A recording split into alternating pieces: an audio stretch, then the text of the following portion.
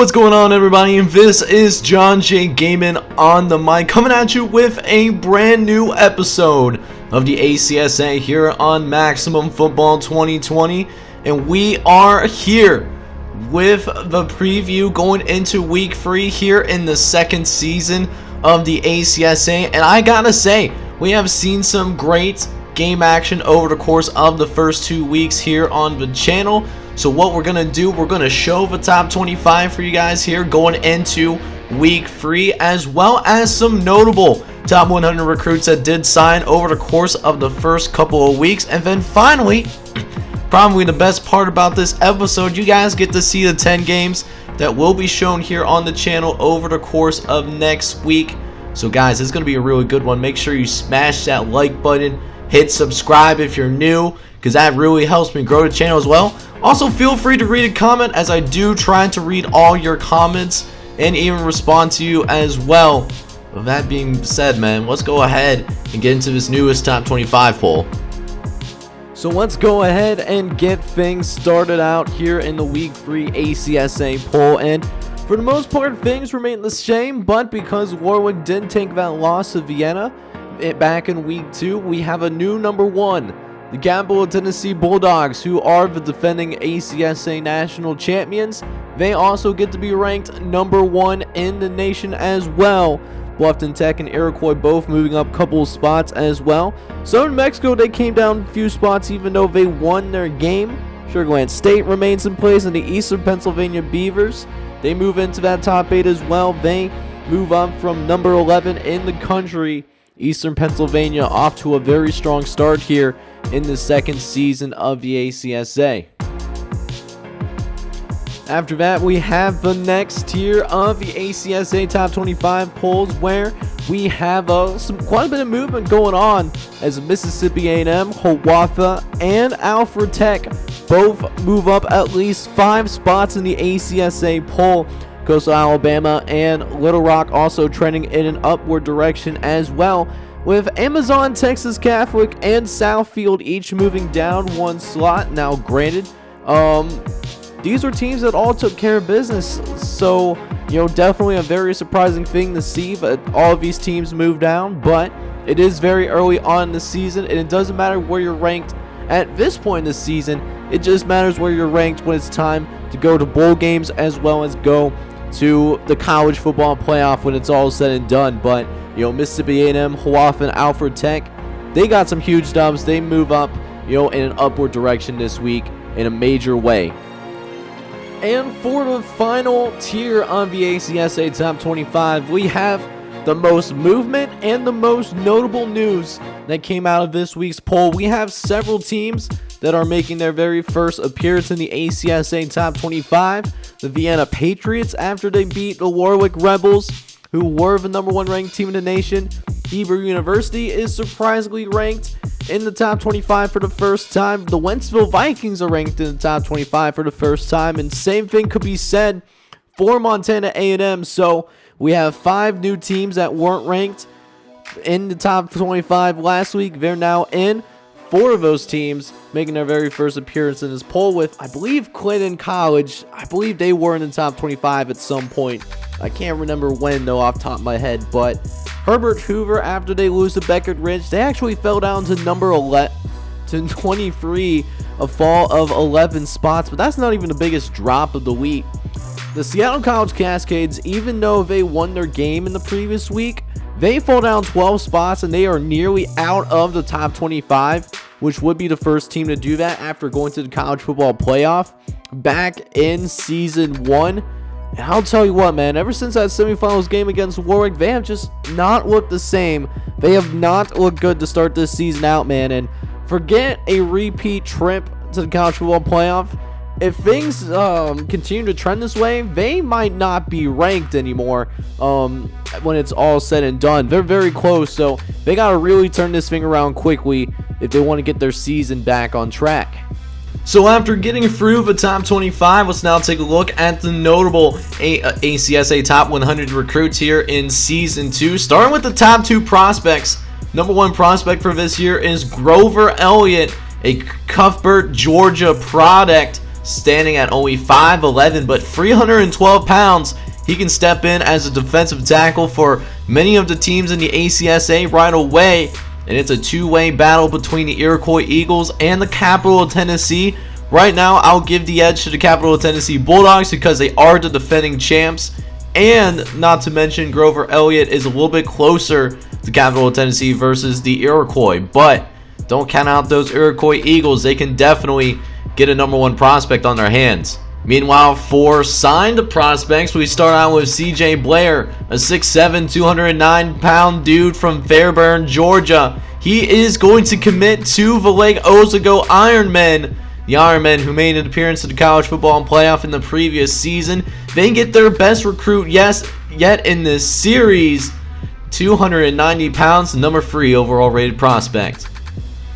In terms of skill position, guys, Elijah Kramer is the best on that list. He is a 5-star quarterback from Syracuse, Indiana, and has committed to play football at Sugar Land State. He could definitely start right away, or be a backup guy for Jonathan Cooper, since Jonathan Cooper still has some eligibility left.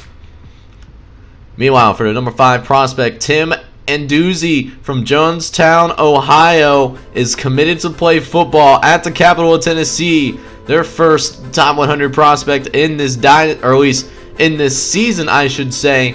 Tim is a 6'6", 324-pound guy that can step in and start right away. Same thing could also be said for defensive lineman Tony Janis, who might have the best physicality of any defensive lineman in this ACSA recruiting class here in Season 2. This guy, Tony Janis, 6'2", 316 pounds, the Signal Mountain, Tennessee product, is going to play football up in Rhode Island. The Warwick Rebels getting a heck of a player, not only on the football field, but also on the volleyball court as well, because he's also an excellent volleyball player.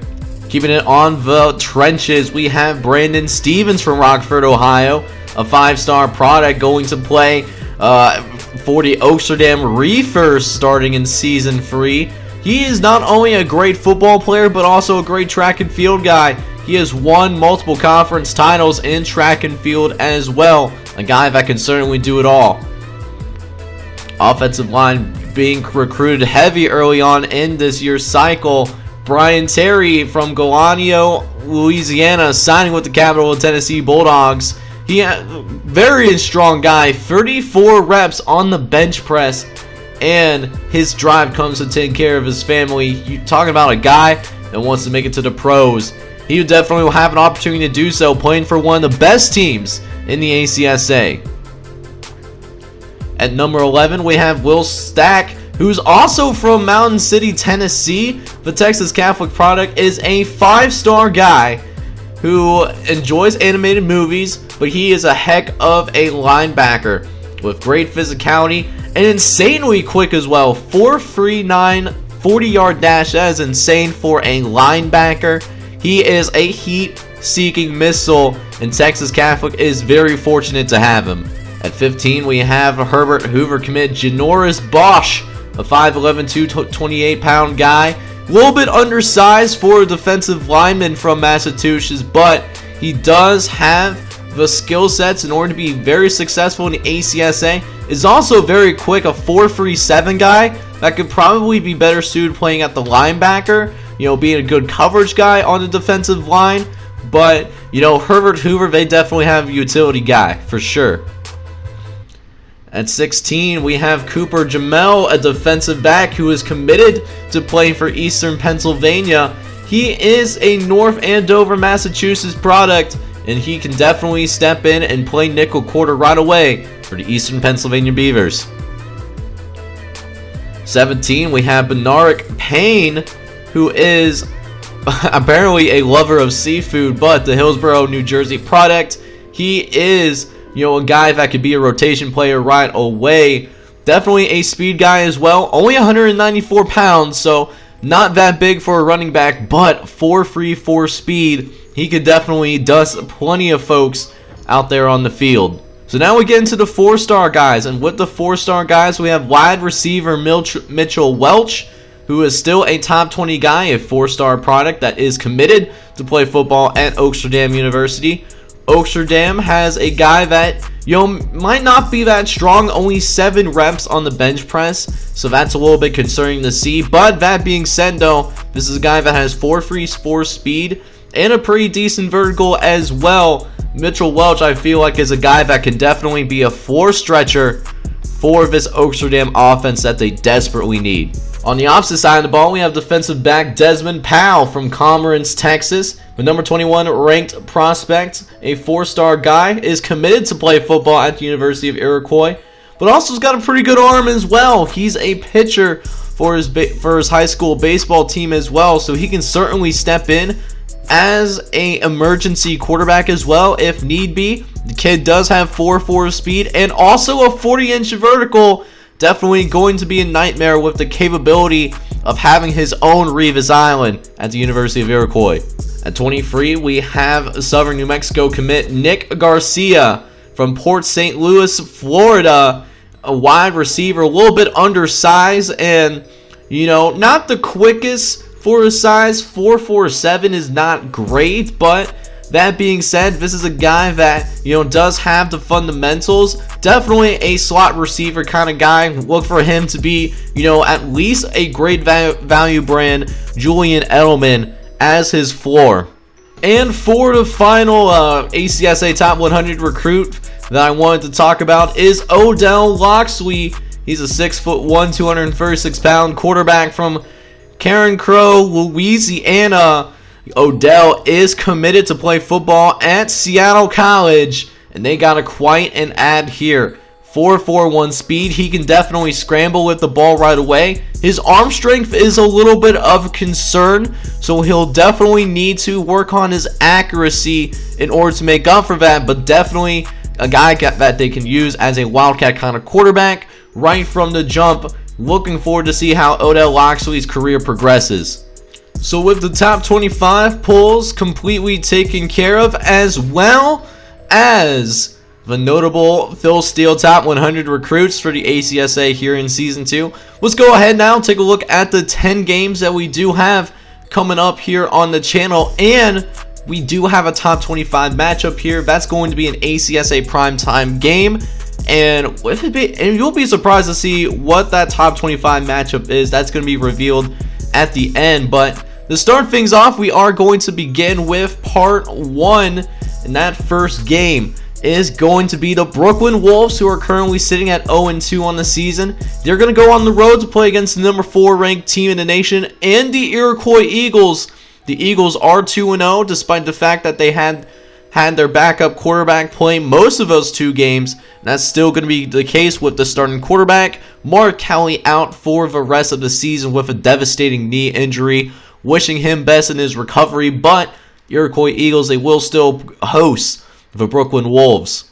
After that, we'll keep it with a little bit of the Midwest versus Big North Conference showdown, where we have the University of Wisconsin-Kenosha, the Comets, going to play against the Bluffton Tech Fighting Muskrats, who are ranked number 3 in the nation. They have looked extremely good here on their revenge tour to get into the college football playoff for the first time in this series, but don't sleep on these Kenosha Comets, man. The Comets are almost 2-0. They nearly upset Eastern Pennsylvania in week 2 when they were hosting them. And not to mention, they won their week 1 matchup at home as well. So Kenosha, they certainly have a solid football team. Bluffton Tech, for a Midwest squad, they're going to have their hands full. Finally, to wrap up part 1 of week 3 here in the second season of the ACSA, we're going to take a look at the Hawaii A&M Sharks going to go play against the Hebrew University of California, which makes its very first appearance in the ACSA Top 25 in this series. Hebrew University of California coming in ranked number 20 in the nation. They're going to have to win if they want to stay in that top 25. We'll see if they can do it. Starting up part 2 though, we'll have the Lake Ozago Ironmen, still ranked number 2 in the nation, as Capital of Tennessee actually leapfrogged them to get that number 1 spot. They now go on the road to play against Spokane Tech, who is also 2-0 as well, and are very close to cracking the top 25. If Spokane Tech can pull off the upset here, think will be a top 25 team, but Lake Oswego, they certainly look very good, and they have proved it here in this first couple weeks of the season. We'll see if Lake Oswego can move to 3-0, or will Spokane Tech be able to play as spoiler. Following that game, we'll have two teams face off against each other that are on two different edges of the spectrum. The Sugar Land State Cowboys are 2-0 and are ranked in the top 10, coming in this week's top 25 poll, ranked number 7 in the nation, playing against the Nashville Generals, who not only haven't won yet this season, they haven't won yet in this entire series. Nashville Generals, I just looked in the ACSA statistics, they are ranked 130 out of 130, so literally the worst team in the ACSA, going on the road to play against a top 10 team. If Nashville somehow finds a way to win this game, it would be the biggest upset in the history of this series, but I highly doubt it. Should be a good look for Sugar Land State fans though. Wrapping up part 2, we have the Virginia Coastal Waves, who are struggling through non-conference play, now having to go on the road to play against the Waves of Coastal Alabama, who currently come in ranked number 13 in the nation in this week's ACSA Top 25 polls. Should be a good matchup, as well as Virginia Coastal still is, or we should be, considered a dark horse in the ACSA Sunshine Conference, but we haven't seen that yet. Will it come out here this week? Beginning week 3, we have the Raleigh Red Rams, who are at a nice little 1-1 start. They got to play against the new number 1 team in the nation, in the capital of Tennessee Bulldogs, the defending champions. They got that number 1 spot for the first time in the regular season. Capital of Tennessee Bulldogs. We'll see if they can continue the momentum, or will the Raleigh Red Rams prove that this will indeed be a trap game to start off week 3.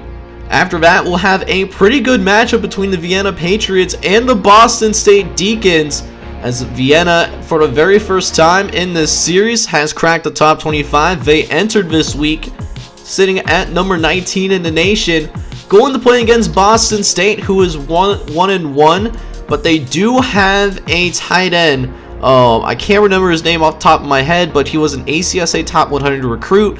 He was ranked number 90, I think, and he might be getting some early playing time in Boston State, so we'll definitely have to look out for him out there on the field, but should be a very interesting matchup to watch here in part 3 of this third week of the ACSA. Then finally, to wrap up part 3, we have the Philadelphia Tech Black Mamas playing against the Warwick Rebels, who took a surprising loss to the Vienna Patriots. Although Vienna is a very good team, Warwick does fall down to number 5 because of that loss. We'll see if the Warwick Rebels have what it takes to get back on track and get back to their winning ways, since they did take their very first loss in a regular season game here in this ACSA series. So surprisingly, the Wentzville Vikings, since they were in the top 25 for the very first time, they come in ranked number 22 in the nation, and playing against Seattle Cascades, who still hang on to the top 25. They're sitting ranked 25. We got a top 25 matchup between these two teams. I wasn't expecting it going into this season, but here we are. So this is actually going to be the ACSA game of the week. Should be a good one between the Wentzville Vikings and the Seattle Cascades. This game will drop at 6 p.m. Eastern on Saturday night as a premiere. And I will say this, after that, we'll take a look at the top 25 polls going into week 4. But man, it should be a good one, so make sure you do me a favor and please smash that like button, as well as hit subscribe. You have to be brand new and like what you see here on the channel, as well as let me know who you think would be a dark horse for the ACSA College Football Playoff down in the comments, as well as what teams you might like to see play in the future. But in the meantime, though, I hope you guys are all out there having a wonderful day. Take care, everybody.